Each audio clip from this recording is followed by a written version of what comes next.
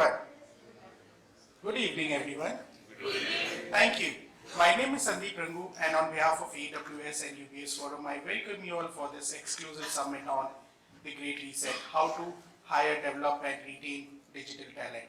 First, I'd like to thank all of you for sparing your time after your hectic day and making it this evening. Now, giving a brief introduction about today's evening event, as you all know, cloud technologies continue to help organizations transform their business at a rapid pace. Employees with necessary cloud skills are in high demand. Organizations today need more individuals with cloud skills to develop, help transform their business. Having team equipped with right skill and knowledge helps not only working on multiple case studies, project work, but also master building higher scalable and adaptive application. Today, we are excited to welcome you at the Great Reset Mumbai edition. This event is powered by AWS and focuses on how you can help your organization build future-ready technology, skill and drive human capital transformation. Today at this session, we will help you to get access to the resources you need to develop and attract cloud talent, create adaptable and continuous learning mechanism, and modernize your organization at scale. And to set the tone, I would like to invite our keynote speaker for the day, Sundar 𝗵𝗲, who is the Head of Business Development, Amazon Internet Service Private Limited. Sundar runs business development for AWS India across migration and modernization, digital innovation and specialty product. He has been with AWS for more than 5 years and spent 25 years in the industry prior to that. With last role as VP Enterprise Architecture at Oracle.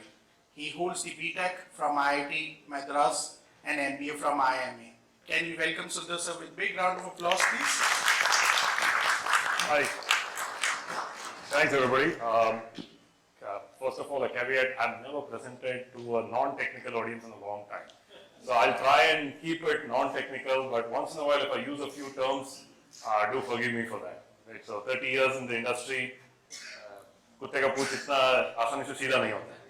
So with that caveat, let me get started. See, my role here in this company, right, for the last 5 years now, I've built up a team where we are focused on helping customers adopt the cloud. Now, before we get started on talking about talent and what it means for talent, I thought I should put things in some amount of perspective for you. So across industries, we are seeing 4 distinct movements to cloud. And you might ask me what's the relevance of that to the rest of this conversation, because the skill sets required are very different depending on which of these journeys organizations take. And typically those journeys depend upon 3 things. 1, where is the customer at right now and where do they want to get to? 2, their risk appetite. What are they willing to change? How fast they are willing to change? And 3, what's the budgets in which they can do what they can do? Right? So those are typically the 3 variables that matter. We see 4 distinct motions in which people are adopting cloud and digital. First is organizations which say, look, we are sick and tired of running this ourselves. We're losing people. Managing this is not really our ball game. So let's just shift the entire platform to cloud and be done with it. So companies like Ratnakar Bank, that's where they started. And people like 𝗪𝗡𝗪𝗏 Bank, that's where they started. Here, typically, you are looking at skills on how do you manage the basics of cloud? How do you set up security on the cloud? How do you manage on the cloud? How do you do cost optimization on the cloud? So these are fairly straightforward skills. And then there are people who say that, look, we're not really in this for purely doing a lift and shift. Because if I do a lift and shift, you are solving some of the underlying plumbing, but you're not solving the core of my issues. I mean, to give you an analogy, that would be like saying, I have a crappy car in a crappy garage. Now I put a crappy car in a great garage, but it's still a crappy car. Right? Just an analogy. Right? So I'm not taking a dig at anybody's applications here, lest somebody get offended. But the point being that many people are saying that, look, if we do want to move to the cloud, let's do it in such a way that we actually get some value beyond just the underlying plumbing. So why not we think in terms of modernizing our workloads when they move to the cloud? So an example of that would be somebody like Bajaj Finserv. So Bajaj Finserv, as many of you would know, in the NBFC world, they are the bellwether.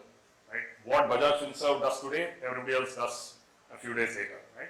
And for those of you who are from the same industry, don't get offended by that. I just use them as a sort of like a benchmark.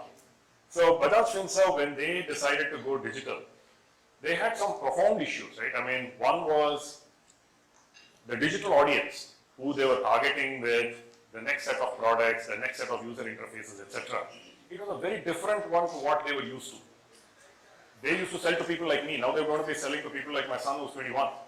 It's a completely different experience. So they needed people who could think in that direction. So they didn't just set up digital as a technology. They actually set it up as a spin-off unit, which is still part of the same legal entity, but for all practical purposes, operates separately. A completely different crowd. If you go to Maruti, for example, I'm ex-Maruti, the factory is a factory. About 5 kilometers from there is a digital center. Why? Because you can't attract talent to come and work in a factory. They don't want to. You can't ask them to wear the same uniform. They don't want to. Right? They want to be able to come to office when they want, leave when they want. Whereas the Maruti factory, I remember from my time, you had to swipe a card and in and out. I mean, it was a punch card in those old factory days. Now the only difference is you scan your card when you go in and out. Otherwise, it's still fundamentally the same. Right? So this requires a very different kind of approach in terms of how you are modernizing your applications and therefore the kind of people you require and therefore the kind of skill sets you will require. Only yesterday I was with one of the largest, one of the top 3 housing finance companies in the country yesterday, and the CIO, he told me that he's got sick and tired of depending on somebody else who's going to run the show for him. So he is now hiring 90 developers, most of them with less than 3-4 years of experience, because he wants to in-house a lot of his innovation. Because he says, if I leave it to somebody else, the amount of time and money that I'm going to spend, it's probably higher than what I would have to spend if I were to do this in-house. And this man, I've known him for 20 years, one of the cutting-edge people, and it's a profound shift in thinking. This is not the case till even 2 years back. The thinking was, I can't hire these people, I can't retain them, so let me just outsource it to somebody, then it is somebody else's problem how they hire and develop and retain those people. There's a fundamental shift happening there. And it doesn't matter which industry you're talking about, whether you're talking tires, you're talking banks, whether you're talking ITs, healthcare.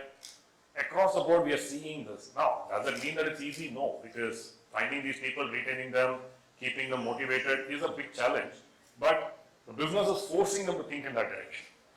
And then the third, where we see people saying that we will start with digital innovation. Right? We are not going to touch existing applications. We will start with something completely on the outside, right? For example, I'll talk about those 2 examples later, Hindustan Unilever and Ashok Leyland. But these are where companies say that, look, what is running today, the team that is running it, they're not going to change in any way. There's no point in my trying it. Instead, let me build net new capabilities surrounding what is already running so that I start building newer business muscles. And then over a period of time, I'll start touching what's running at the core. So core would be things like your ERP, HRMS, your project management, etc. Whereas things running at the edge would be things like bots and let's say, for example, mobile applications and so on, just to clarify. And lastly, and this is probably the trickiest in terms of skills, is where companies say we'll start with analytics. So people like more retail and HDFC Life are in this category, where they say, we don't want to touch existing applications, we don't want to build new ones, but help us make sense of the data we have. And I say this is probably the most difficult, because those of you who have been hiring for data scientists and data engineers, you'll know it's tough shit. And I'm struggling to retain the people I have, forget about hiring fresh ones. Right? And arguably, working for Amazon in analytics is supposed to be a big deal, but no go. Like, I'm struggling to get talent. Now, just moving ahead a bit, what is actually driving a lot of these changes, right? I mean, some of the trends. Again, just to put things in perspective for you, because I've now been involved in about 200 plus of these projects in the last 5 years, me and my team. So we have done a good debate of pattern recognition in terms of what are the underlying trends that are driving those 4 motions that you saw. So whether it be rethinking on buy versus build, and hence talent, that's what I was just referring to.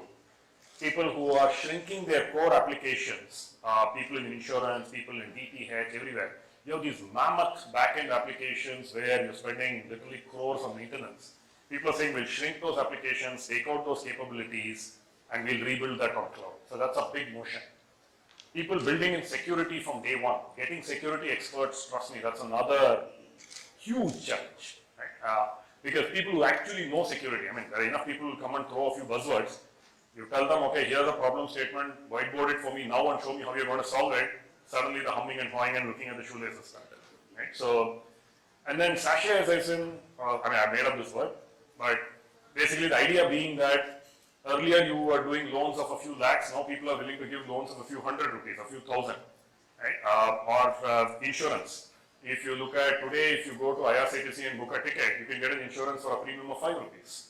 The problem is, your cost of processing it in IT at the back end is the same, whether you are buying a 30,000 rupee premium or a 5 rupee premium. So unless you're able to dramatically change the economics of how you do this, you can't reach out to the next level of audience. Otherwise, you're always going to be stuck in the top 70 to 100 million customers that everybody has got great credit ratings for. And opening up APIs, this is another tricky one, right? Because the moment you say that I want to expose my core capabilities and I want startups to start working with me and so on, how are you going to handle that? I mean, are you going to acquire those startups? Are you going to take a stake in them? Are you going to form a strategic partnership? Are you just going to buy their software and run it? And each of them has different implications for how you operate, the kind of skills you require. Rethinking customer journeys, especially after COVID, right? How many of you are in industries where customer contact was restricted after COVID? Very few. Okay, that's surprising. They're normally in a room of this sort, half would go up. Here I see about quarter or a third of the hands going up. So what we have seen is across industries, people are rethinking how they reach out to customers. Because now things like, for example, a medical checkup, can we do most of it at home? Because I don't want to go to a hospital for a medical checkup. I'm actually arguing with my wife right now to try and avoid that medical checkup, but saying that they can do it at home, but you get the idea, right? I mean, today, you can even wheel in a mini ECG and do it at home. Things like building analytics and machine learning into the core of every application, which means anybody who's doing any operation, how can we start guiding them? How can a bot pop up and tell them what to do next? What is the next likely action on this particular person? I'm hiring somebody. Can a bot pop up and tell me, look, this person is living 8 kilometers away from the office, and data shows that the chances that they'll take the offer and then reject it later is much higher the moment it crosses 8 kilometers. I mean, I made up the number of 8, but you get the concept, right? I mean, we actually did this kind of an exercise with one of the ITS DPOs. That's how we know this. That there is actually a certain kilometer limit after which people take an offer, but they're keeping it in pocket while they look for something better. If they get it, they're going to drop out because the distance to office is too high. Right? And lastly, I'm not going to spend too much time on that because it's a little too technical, but suffice it to say that it also requires deep technical expertise. Now, in the process, what have we learned? Right? I'm not going to take you through each of the boxes in specific, but in your case in particular, I did want to bring out the learnings that we have had from what does it take to accelerate cloud and digital adoption from a people perspective. Training and enablement, it's not just you bring a bunch of people into a class, train them and say, okay, now you're off on your own, go and do it. It doesn't work that way anymore. Because A, if you don't use that training quickly enough, you're going to lose that skill set. And B, people want gamified experiences. So these days what we do is, we typically say that let's then do hackathons on the back of that. On Fridays, right here in the Lalit Hotel, which is pretty close by here, I was at the go-live party of ICICI Lombard. They moved everything out of the bank's data center into the cloud. It actually started with a hackathon that we did for them 3 years ago. Because there's a lot of skepticism in the company that this cloud and all that is very fine, but what does it mean for me? So we actually gamified this experience. We gave them a set of use cases. They rather came up with a set of use cases. I think there were 7 or 8 use cases. We formed teams of their IT and business together. We trained them on how to build those apps by themselves on cloud. They started on a Saturday morning. By Sunday afternoon, 𝗧𝗵𝗲 𝗚𝗏 who's their CEO, Girish Naik, who's their Chief Operating Officer, and in those days, there was a gentleman called 𝗵𝗵𝗏 who was the CIO. He's now with Bajaj Allianz Life. They came in as the judges. A couple of our people were there as judges. It was a rocking event. The winning team got to go to Goa. That was actually a big catalyst in their movement because people realized what's possible. And in fact, Girish Nayak made a comment, the COO, that if anybody had told me I could get a working prototype of a customer 360 in a weekend, I would have asked what were they smoking. Right? But that's pretty much what they got at the end of it. Right? So this is an enormous way to also then help people get ready for the next set of jobs within, of course, the same company. So the thing that you let them go. But the idea being, the skill sets that got you here today, they're not going to get you to the next level. How do we then figure out, A, what are those roles, and then getting them ready for that? And things like hackathons, things like any other gamified experience, like where you finish a certain number of trainings, mini trainings, you get points. These have all been proven in multiple settings to be successful. Now, I don't claim that every one of them will work with every one of you. You'll have to figure out what works best for you. But do talk to us because the reason they invited me to do this session, there were many other people within Amazon they could invite, because I've been very passionate about this. Because after seeing the first 2-3 companies where I saw how adoption became so rapid after the first rounds of enablement and gamification, I've become a total fan. Now, just a couple of examples of this. Some of you might recognize him. 𝗪𝗮𝗀 Banerjee used to be at NSC, later with 𝗪𝗲𝗃 Bank. Actually, the reason I put up this slide is to give you an example of the kind of things that people are doing. They moved 40 apps to cloud in just 40 days. Obviously there was some pre-work involved. There were about 15 days of pre-work, but he had given it to us as a challenge. He said, look, the company is stuck because people are just debating what next. And at the bottom of it all is actually fear. What if something goes wrong? Meri naukri jayegi. If we move to cloud, mera naukri, what happens to my skill sets? These were all the concerns that were there. So he said, let's do this and then let's see what happens. They moved 40, within 6 months it became 80. Right? And now they are one of our biggest customers on the cloud because it requires somebody to shake things up and say, put a bold objective and get people working backwards from there. So that's pretty much what we did in this case. Seat Tires, I already mentioned it earlier, but the reason I'm picking on this, because again, a classic case of where there was a top-down mandate to get something done. So 2019, April 1st, was the mandate given by Mr. Goenka to the company saying, I want to do the first transaction on SAP on cloud on that date. Now you figure out how you want to work backwards from there. So that helped a lot. So the reason I put the slide is to let you know that while training and all that is great, you need some really senior champion who says, I need to see this happen. Right? And that person then sets the vision, then everything else tends to follow. Unilever, another interesting one, because a lot of time people tell us, look, technology is all nice for the geeks. What does it mean for people on the ground who are actually doing work? So this is an interesting application that we help build for their reps. So, every rep handles a territory with about 30-40 Kirana stores, the grocers. Every time they walk in there, how can I make their life simpler by telling them what's selling in that area, what's not selling, because if you've seen these shops, that shopkeeper has hardly 30 seconds to talk to this guy. Because he's handling customers. That's it, right? So this guy's got new products to offer. How is he going to do that? So we gave her an application which gives them recommendations, and that's been super successful. And this comment that was made at the bottom, Danda Asan ho gaya. Right? That's a very classic, Delhi style of saying it. So those of you who are not from Delhi, you will appreciate what that statement means. But the reason I mention this is that it's not just for geeks sitting or white-collar folks sitting in office. If you are creative about it, you can make anybody's life easier. The question is, are you picking the right use cases? So one is having that high-level vision. Second is having the right use cases. And then 3 is enabling people and saying, go play and make it happen. The 3, when they come together, magic happens. If even one of these 3 is missing, it won't happen. Or at least, it happens in a long time with a lot of cost. I mentioned Ashok Leyland, again, another thing where they wanted to ensure that fleet operators could get GPS-based systems for guiding vehicles when they are moving around. The reason I brought up this example is because this again was a case of how to get talent, right? Because this was going to be running IoT devices, machine learning, analytics, and so on. So what they did was, by making a big splash about the initial project in LinkedIn and so on, and doing a case study with us, that actually helped them draw talent. Because sometimes people ask me this question, there's all this hackathons and people putting it on LinkedIn, is it just an ego boost? maybe there is a certain level of ego boost. I mean, I would love to see my name coming up in something like that. But the reality is, it helps draw talent, big time. I've seen this every time when we have put in some such example. Usually somebody will put a like button on that, and very next moment I'll be getting a message on LinkedIn from that person saying, hey, here's my CV, can you take a look? Right? So in summary, right, what's the impact on people? You got to think about these 5 or 4 questions on the left.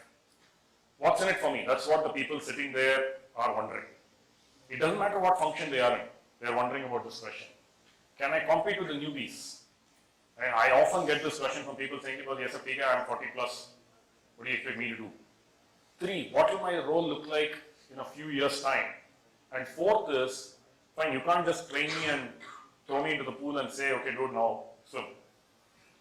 So in terms of how we have seen, what we have seen is working in terms of mitigating. I don't claim again that every one of these will apply to each of you. You'll have to figure out what works best in your context. But what we have seen is, so what's in it for me? That top-down communication where there is a reassurance to people that nobody's going to swallow your jobs, and we are here to help you, we are here to focus on getting you ready. That has made an enormous difference. How can I compete with newbies? This is something, again, we have seen this, doing one training and then leaving it there. After that, people get sucked into the daily job. How do you keep them motivated? So once in 3 months, putting a calendarized training and saying anybody wants, you register yourself, come and get trained, half an hour, 45 minutes, a day, half day, whatever it is. But having that regular calendarized thing, it gives people the reassurance, right? Rather than making it episodic. A learning needs analysis in terms of what will my role look like. I think our team will talk to you about this. This is important because it helps you project what you're going to require, not just today, but a year, 2 years down the line. And lastly, as I mentioned, gamified experience. That works like very few other things do. So in terms of next steps, right? I'm not going to go through all of this because it may not be entirely relevant to all of you. But a couple of things I did want to point out. One is, there is a desire to move, but there is a bit of a doubt in the senior management mind as to how do we innovate, where do we start. So we can come and talk to you about what's called as a culture of innovation workshop, where we come and talk about how does Amazon innovate. Because often there are questions to us, how does Amazon innovate? Tell us about that so that it gives us some idea. So it's a 2-hour session, we can come and do that for you. And the second one that I wanted to touch upon is, you want to move to cloud, but your team is concerned about what it means for them. Let us come in, let's do that learning needs analysis, give us those 3-4 use cases, we'll gamify that experience for them. You will be surprised at how soon things move. A lot faster than you might imagine. Okay? That's it from my side. Thank you so much. I hope you have a wonderful evening for the rest of it. Thank you, sir. Thank you, sir, for your time.